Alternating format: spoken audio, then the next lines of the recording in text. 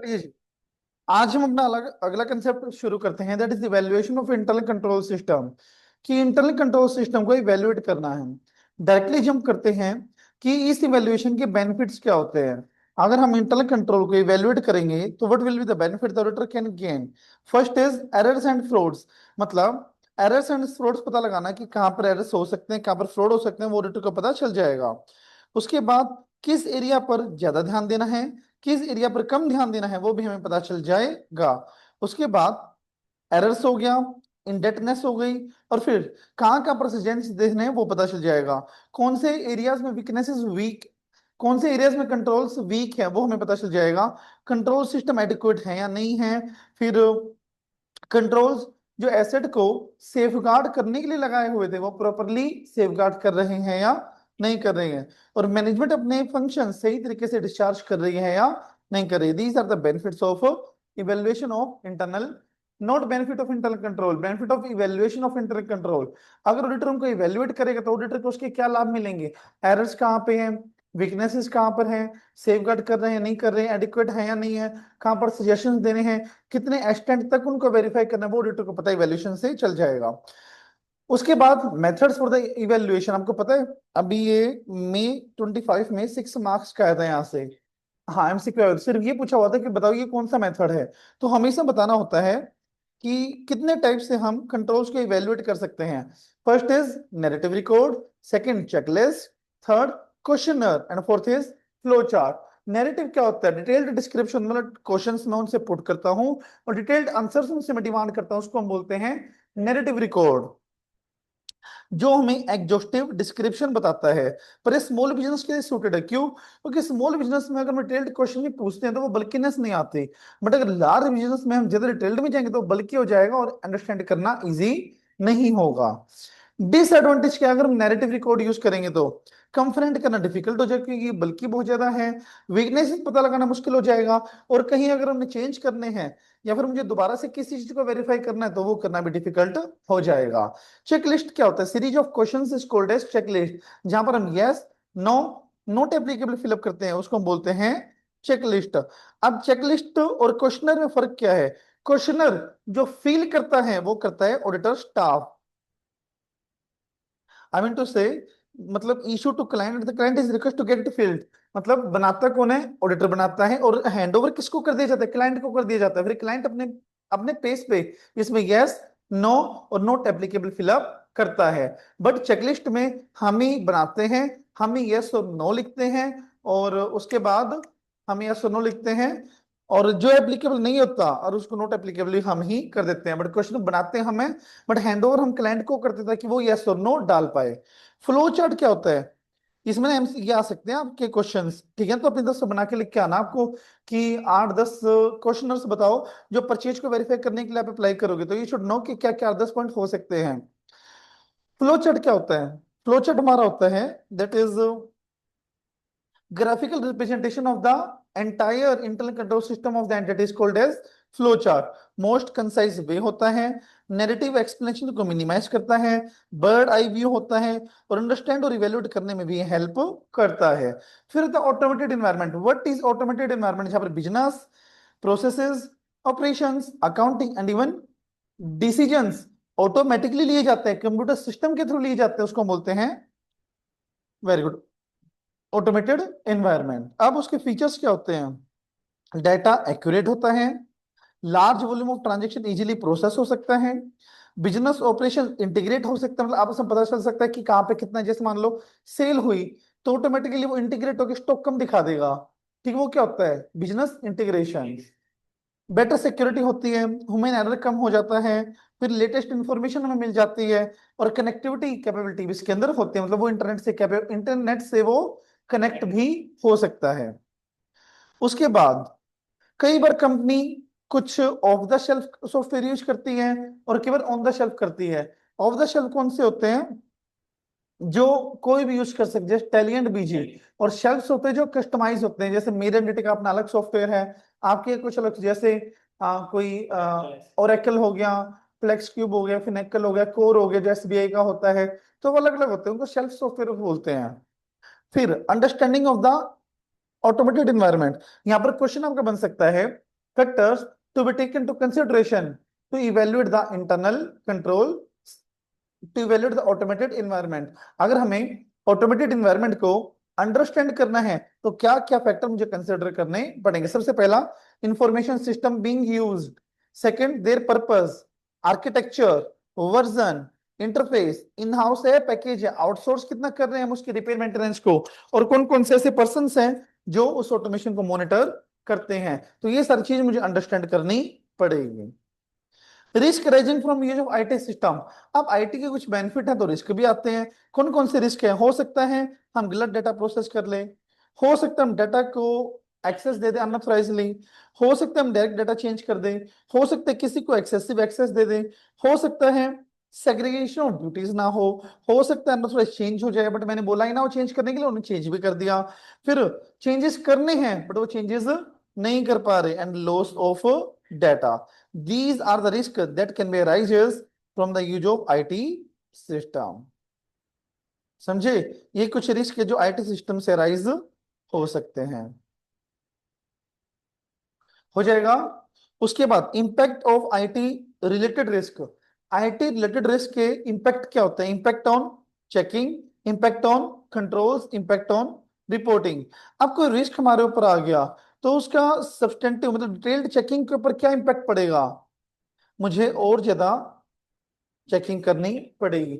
मतलब अब मुझे लगा कि नहीं रिस्क आ गई, तो जो मैंने डाटा पहले ले रखा है ना उसके ऊपर डाउट आ जाएगा, तो मुझे थोरोली उसको दोबारा से चेक करना पड़ेगा और डिटेल्ड चेकिंग मेरी बढ़ जाएगी। कंट्रोल्स के ऊपर नॉन रिलायंस हो जाएगा और मुझे एडिशनल वर्क करना पड़ेगा। और रिपोर्टिंग के ऊपर क्या होगा? रिपोर्टिंग के ऊपर क्या? Modification of opinion. There are further, समझ आ गया क्या क्या इंपैक्ट है? Impact on checking, impact on control, impact on reporting. उसके बाद type of control in an automated environment. कितने तरह के कंट्रोल होते हैं? Three type of control: general IT control, application control and IT dependent control. General control कौन से होते हैं? जो इनडायरेक्ट या परवेसिव कंट्रोल्स होते हैं, जो over the application, over the business processes float करते हैं, उसको बोलते हैं जनरल आईटी कंट्रोल। और एप्लीकेशन कंट्रोल जो एक इंडिविजुअल एप्लीकेशन पर लगाए जाते हैं उनको बोलते हैं application control. IT dependent manual control कौन से होते हैं? होते वो मैनुअल कंट्रोल हैं बट वो ऐसा डाटा यूज करते हैं जो आईटी से निकलता है, उसको हम बोलते हैं आईटी डिपेंडेंट मैनुअल कंट्रोल। अब जनरल आईटी कंट्रोल कितने तरह के होते हैं? Four types: data centre, program change, access security and acquisition development and maintenance. मतलब जनरल आईटी कंट्रोल के चार काम होते हैं: डाटा सेंटर को देखना, जो प्रोग्राम चेंज हो रहे हैं उनको देखना, फिर एक्सेस सिक्योरिटी को देखना, और जो एप्लीकेशन न्यूली एक्वायर कर रहे हैं उनको देखना। अब कंट्रोल ऑफ डाटा सेंटर में क्या है? मतलब डाटा सेंटर में कंट्रोल इस तरह से होता हो कि हमारा फाइनेंशियल रिपोर्टिंग ऑब्जेक्टिव अचीव होते रहे। एक्टिविटी क्या है डाटा सेंटर की?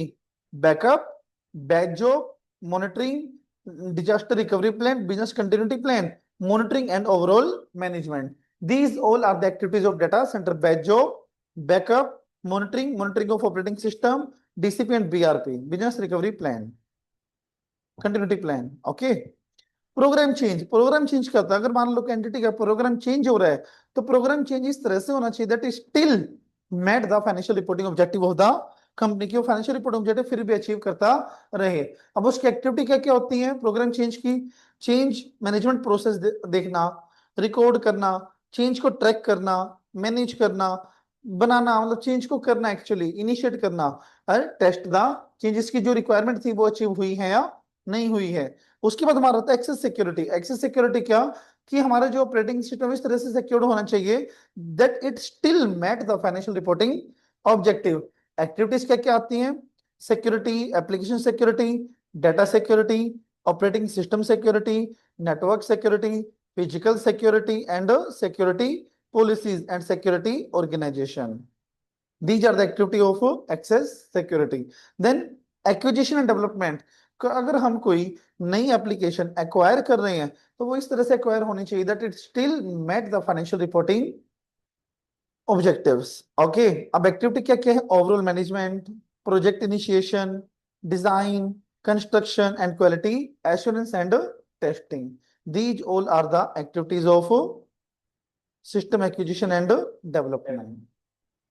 समझे? मतलब पहले इनिशिएट करना, फिर डिजाइन करना, कंस्ट्रक्ट करना, टेस्ट करना, क्वालिटी अचीव हुई या नहीं हुई है, फिर अप्लाई कर देना बस, फिर ओवरऑल उसको मैनेज करना। समझे?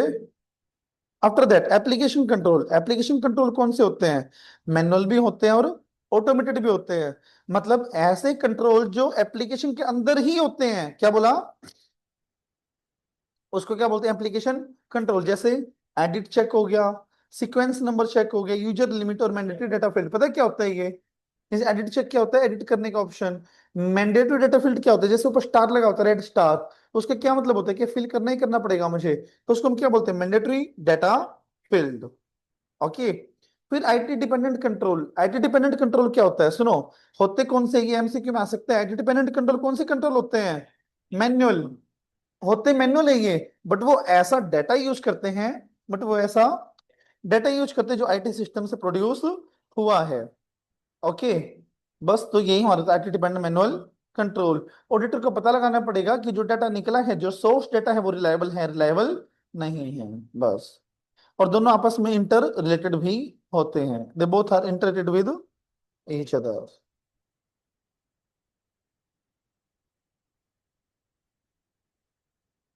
After that testing methods in an automated environment. मतलब हम अपने ऑटोमेटेड इन्वायरमेंट को किस तरह से टेस्ट कर सकते हैं? इंक्वायरी से, ऑब्जर्वेशन से, इंस्पेक्शन से एंड री परफॉर्मेंस से। और इंक्वायरी मोस्ट एफिशिएंट नहीं होता कभी भी। इंक्वायरी के साथ कोई और भी हमें लगाना पड़ेगा। जनरली री परफॉर्मेंस बेस्ट माना जाता है, बट री परफॉर्मेंस टाइम कंज्यूमिंग बहुत है, क्योंकि दोबारा प्रोसेस मुझे सारी करनी है। It will lead to additional burden. So inquiry plus inspection is the best combo ever. ठीक है जी। अब अंडरस्टैंड हम क्या क्या करेंगे ऑटोमेटेड में। अब किस तरह से ट्रांजेक्शन वो प्रोसेस करता है। ओके। और किस तरह से डिफरेंट सिनेरियोज में, मतलब अनयूजुअल ट्रांजेक्शन को वो कैप्चर करता है या नहीं करता है। और कॉन्फ़िगरेशन इंस्पेक्ट करना। All are the way out. मतलब ये मेथड से कह लो, या फिर इस तरह से, या फिर ये चीजें देखेंगे हम कंट्रोल्स को टेस्ट करने के लिए, ऑटोमेशन को टेस्ट करने के लिए। अब करेक्टरिस्टिक्स क्या है इंटरनल कंट्रोल की, मतलब एंटिटी के अंदर कैसे कंट्रोल्स हो सकते हैं। एंटिटी के अंदर कैसे कंट्रोल हो सकते हैं? मैनुअल भी, ऑटोमेटेड भी, एंड दोनों का कॉम्बिनेशन भी। मैनुअल कंट्रोल कहां पर सुटेबल होते हैं? जहां पर ऑटोमेटेड सुटेबल ना हो, है ना। So we are outside the scope of automation. या फिर मुझे ऑटोमेशन को मॉनिटर करना हो, जहां पर नॉन रेकरिंग ट्रांजेक्शन हो, और जहां पर एरर्स डिफिकल्ट टू डिफाइन हो। ओके। सो यहां पर हमारे मैनुअल कंट्रोल से अप्लाई हो सकते हैं। ऑटोमे मैनुअल लेस सुटेबल, मतलब ऑटोमेटेड कहाँ सुटेबल है? जहां पर मैनुअल ना हो, जैसे हाई वॉल्यूम रेकरिंग ट्रांजेक्शन हो, और ऑटोमेटेड काम ढंग से कर सकता हो, वहां पर हम ज्यादा कर सकते हैं। फिर है audit approach of automation environment. Audit approach क्या है? First is risk assessment, second is understand and evaluate, third is test the operating effectiveness of controls, and fourth is reporting. दोबारा बोलो, first is risk assessment, second is evaluation, third is effectiveness of control, and fourth is reporting. First is risk assessment, second is evaluation and understanding, and third one is testing operating fitness, and fourth is, first is risk assessment, second evaluation, third effectiveness, fourth reporting. अब risk assessment में हम क्या क्या देखेंगे?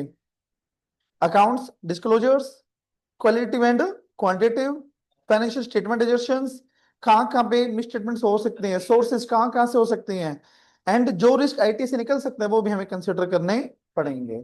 So first is accounts and disclosures, risk arising from IT and financial statement assertion, qualitative and quantitative, and likely source of miss statement. अब मुझे evaluate करना है। इवेल्युएट कैसे करेंगे हम? रिस्क कंट्रोल मैट्रिक्स बना के, कि कितने कंट्रोल और कितने कितने उसके अंदर रिस्क हो सकते हैं, उसको हम बोलते हैं रिस्क कंट्रोल मैट्रिक्स। फिर फ्लो चार्ट या नैरेटिव से कर सकते हैं हम, फिर वॉक थ्रू करके कर सकते हैं, ए टू जेड देख के, फिर जर्नलिटी और एप्लीकेशन कंट्रोल को हम देख सकते हैं। इफेक्टिवनेस कैसे वाउच करेंगे कंट्रोल्स की? पहले सैंपल से, सैंपल के लिए कंप्लीट पॉपुलेशन होनी चाहिए, ठीक है। कॉम्पिटेंस और इंडिपेंडेंस चेक करनी है हमारी कंट्रोल्स की। और फिर हमारे nature, timing and extent of control assess करने, कितने हद तक मुझे कंट्रोल को एसेस करना है। रिपोर्टिंग में क्या था? डेफिशिएंसी को इवेल्युएट करना है, उसमें से सिग्निफिकेंट कितनी है वो, फिर रेमेडी कितनी देनी है, management letter and audit report, these are the reporting requirements. क्या, ये तो भी थोड़ी देर रुक जाओ, 5-10 मिनट, समझ गए? सुपर रिवाइज कर ले दोबारा, देखो 4 approaches, first is, second is evaluation, third is, fourth risk assessment में क्या था, qual and quantitative, FSA, account closure, risk rising from IT and source of, very good. Evaluation में मेथड से पहले तो flow chart, narrative, risk control matrix, walk through and journal IT और application, था ना? इफेक्टिवनेस में सैंपल टेस्टिंग, पॉपुलेशन, और फिर वो ऊपर वाला सब एनटीई देखेंगे हम, ठीक है? और उसके बाद ऐसे नहीं, पहले यहाँ देखना, पहले इसको पूरा करो। कॉम्पिटेंस एंड इंडिपेंडेंस, रिपोर्टिंग में deficiency, significant deficiency, remedy action and reporting, management letter भी आ जाएगा बीच में, बस। डेटा एनालिटिक्स क्या होता है? It is a process through which large amount of data can be captured to process the meaningful result। मतलब बहुत सारा डेटा मैं कैप्चर करता हूं ताकि मेरे पास एक मीनिंगफुल रिजल्ट निकल सके, उसको हम क्या बोलते हैं? Data analytics. ओके, अब क्या क्या चीज ये देखो, क्यों कंपनी यूज करते हैं इसको? प्रॉफिटेबिलिटी इंक्रीज करने के लिए, कस्टमर सर्विसेज बेटर देने के लिए, कॉम्पिटिटिव एडवांटेज लेने के लिए, मोर एफिशिएंट ऑपरेशन करने के लिए। अब इसको कैट भी बोलते हैं, इसमें एमसीक्यू आ सकता है, ठीक है ना? कैट पे computer assisted auditing technique, okay, computer assisted auditing technique. अब इसमें हम क्या करेंगे, मतलब ये है हमारे फंक्शंस, लिख लो यहाँ पर, फंक्शंस या फिर एक्टिविटीज, फंक्शंस या फिर एक्टिविटीज ऑफ डेटा एनालिटिक्स।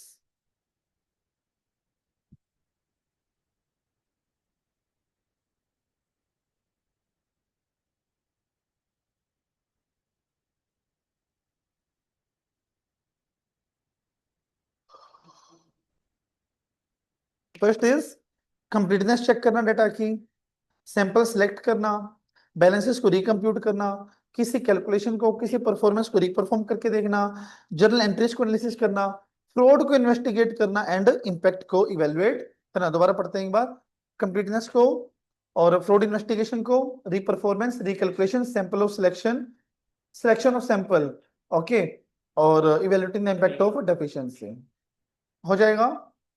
उसके बाद डिजिटल ऑडिट, वैसे सेल्फ करना आपको मैं बता रहा हूँ आपको, इसमें सिर्फ ये बात बोली गई है, जैसे जैसे आज के टाइम पर बिजनेस एंटिटीज अपने आप को डिजिटलाइज कर रही है, मॉडर्नाइज कर रही है, तो उनको ऑडिट करने के लिए ऑडिटर को भी कुछ type of digital software use करने पड़ेंगे to capture the process.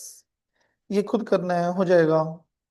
Risk document करने हैं, मुझे कर लेना कि किस किस को इंटरनल कंट्रोल बनाने जरूरी होते हैं, ठीक है, याद कर लेना ये कौन कौन से रिस्क हमें डॉक्यूमेंट करने होते हैं। फर्स्ट इज जो डिस्कशन हमने किया एंगेजमेंट टीम के साथ, जो अंडरस्टैंडिंग ऑब्टेन करी है, जो रिस्क निकाले हैं, और ऐसे रिस्क और उसके ऊपर क्या कंट्रोल्स लगाए गए हैं, ये 4 चीज मुझे डॉक्यूमेंट करना पड़ेगा। First is discussion, second understanding जो ऑब्टेन करी है, थर्ड रिस्क, और उनके फोर्थ उनके ऊपर जो कंट्रोल्स लगाए हुए हैं वो सब।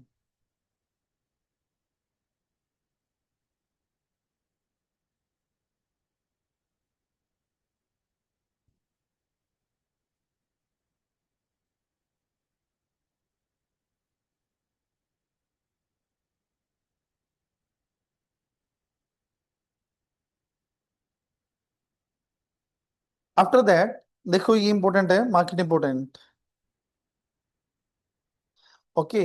क्वेश्चन क्या बनेगा यहाँ से कि जब ऑडिटर को सर्टेन फाइंडिंग्स और एक्सेप्शंस मिल जाती हैं, मतलब जब ऑडिटर को deficiency in the internal control मिल जाते हैं, तो वो क्या एक्शंस लेगा, वो रिपोर्ट करेगा जनरली उसे।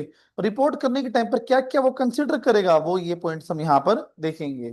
पहले वो देखेगा आर देयर एनी वीकनेस, क्या वीकनेस है, उसका इम्पैक्ट क्या पड़ेगा, इम्पैक्ट को रिपोर्ट करना है, और सिग्निफिकेंट डेफिशिएंसी मैनेजमेंट के साथ कम्युनिकेट करके फिर उसको रिपोर्ट करना है कि क्या वीकनेस है, ओके, सिग्निफिकेंट है या नहीं है, और इम्पैक्ट क्या है, उसका कम्युनिकेट करना है और फिर रिपोर्ट करना है।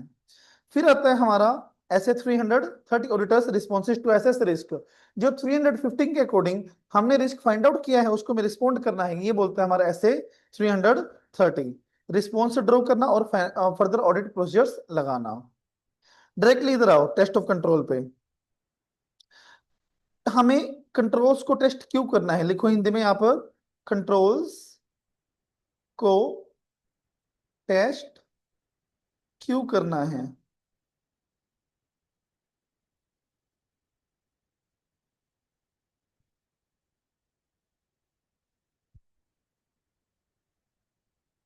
डन। पहला, या तो हमें उनके ऊपर रिलाई करना है, intent to rely on the effectiveness of controls. अब मुझे रिलाई करना है तो मुझे पता लगाना पड़ेगा कि कितने वो इफेक्टिवली काम कर रहे हैं। एंड सेकंड, सब्सटेंटिव प्रोसीजर, जो अदर प्रोसीजर्स हैं वो उसके लिए मैं कोई भी एविडेंसेस प्रोवाइड नहीं कर रहे हैं। तो मुझे टेस्ट ऑफ कंट्रोल अलग से लगाना। फिर कि याद है आपको, प्रोसीजर दो तरह के होते हैं, रैप एंड फैप। फैप के दो पार्ट, टीओसी एंड एसएपी। अब एसएपी मुझे कंट्रोल के लिए एविडेंसेस नहीं दे रहे तो मुझे क्या लगाना, हाँ ऐसा। अब अब मुझे कंट्रोल पता चल गया क्यों टेस्ट कर रहे हैं, टेस्ट करने हैं, बट कैसे टेस्ट करेंगे हम, क्या टेस्ट करेंगे, लिखो क्या टेस्ट करेंगे। फर्स्ट इज, देखिए, how the controls were applied, कैसे वो अप्लाई हुए हैं, कंसिस्टेंसी क्या है, किसने अप्लाई किए हैं, और कैसे वे अप्लाई हुए हैं। लिखो हाउ, कैसे अप्लाई हुए हैं, कंसिस्टेंसी क्या है, किसने किए हैं और किस तरह से किए हैं। How, consistency, whom and means. और ऑडिटर ये भी चेक करेगा कि जो हमारे इनडायरेक्ट कंट्रोल्स होते हैं वो इफेक्टिव हैं, इफेक्टिव नहीं है। इनडायरेक्ट कंट्रोल किसको बोलते हैं हम, जनरल आईटी कंट्रोल को। अगर जनरल इफेक्टिव होंगे तो एप्लीकेशन भी इफेक्टिव होंगे। तो फिर इनडायरेक्ट कंट्रोल जो होते हैं उनको भी वो चेक करेगा कि वो इफेक्टिव है या नहीं है। अब आता है extent of test of control क्या है, कितने हद तक मुझे कंट्रोल को टेस्ट करना है, वो किन फैक्टर पर डिपेंड करता है। लिखो बराबर में, किस एक्सटेंट तक टेस्ट करना है वो किन फैक्टर्स पर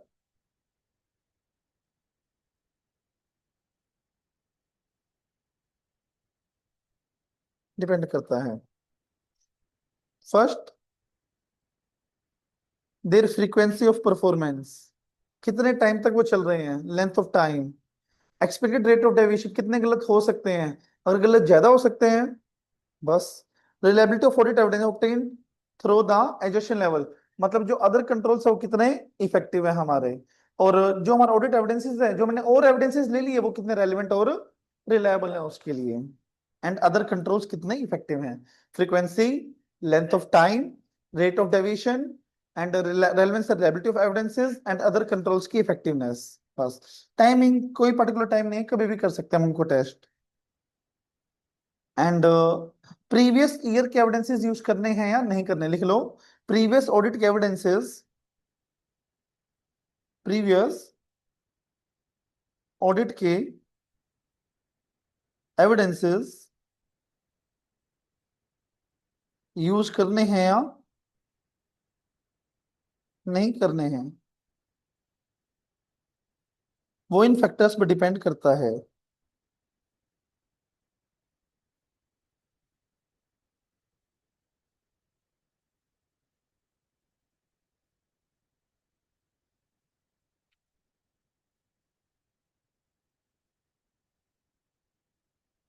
वो इन फैक्टर्स पर डिपेंड करता है। देखो ये तीनों सेम है वैसे, general control and other elements of control कितने इफेक्टिव हैं, रिस्क कितना है, ठीक है, प्रीवियस ऑडिट में कितना रिस्क था, और क्या मैंने कोई चेंज करने के लिए बोला था, उन्होंने कोई भी चेंज नहीं किया, और रिस्क अदर एलिमेंट्स पर कितना है। सेम है, कुछ पॉइंट्स नहीं है इसमें। ये important market important, and 3 marks. आज तो आने बंद हो गए बस 3 मार्क्स के, बट आ सकता है ये कहीं ना कहीं। अब हम कंट्रोल्स को डिटेक्ट कर रहे हैं, ओके। और मान लो कंट्रोल्स में डेविएशन पता चल जाती है, कितनी डेविएशंस हैं, इतने वो अलग हैं दूसरों से, ठीक है, एक्सपेक्टेड रेट ऑफ डेविएशन था, मतलब गलतियां मिल जाती हैं, तो ऑडिटर कुछ इंक्वायरीज करेगा। अब एक बात बताओ, जैसे मैं 315 अप्लाई किया, 315 से अंडरस्टैंडिंग होती है ना, और जजमेंटल होती है, हो सकता है वो पूरे एविडेंसेस हमें ना प्रोवाइड करे, तो मुझे कुछ स्पेसिफिक इंक्वायरीज करनी पड़ेंगी। क्या टेस्ट ऑफ कंट्रोल जो हमने किए थे वो प्रॉपर बेसिस प्रोवाइड कर रहे हैं या नहीं कर रहे हैं, ये कहने का कि कंट्रोल्स डेविएटेड हैं, मतलब कंट्रोल से डेविएटेड हैं, तो जो एविडेंसेस मेरे को मिले हैं टेस्ट ऑफ कंट्रोल से, वो सफिशिएंट बेस प्रोवाइड करते हैं या नहीं करते हैं। एडिशनल टेस्ट जरूरी है क्या, और कितने रिस्क हैं जो मुझे एड्रेस करने की नीड है। क्यों, ये इंक्वायरीज क्यों करनी है, क्योंकि रिस्क असेसमेंट एक जजमेंटल होता है, सारे रिस्क को फाइंड आउट नहीं कर सकता बस, और कुछ इनहेरेंट लिमिटेशंस भी होती हैं। अब कौन से प्रोसीजर मुझे लगाने चाहिए, RAP, PAP and TOD and SAP and combination of both, मतलब या तो अलग अलग लगा लूं या एक लगा लूं, तो ये ऑडिटर की जजमेंट के ऊपर डिपेंड करता है। तो इंक्वायरीज करनी है, क्यों करनी है, ताकि क्योंकि रिस्क के साथ जजमेंटल होती है, हो सकता है पूरा कैप्चर उन्होंने ना किया हो, या फिर इनहेरेंट लिमिटेशन हो। तो ये तो हमने कंप्लीट चैप्टर नंबर 3। मिलते हैं अगले चैप्टर में अगली वीडियो के साथ, till then bye, see you soon.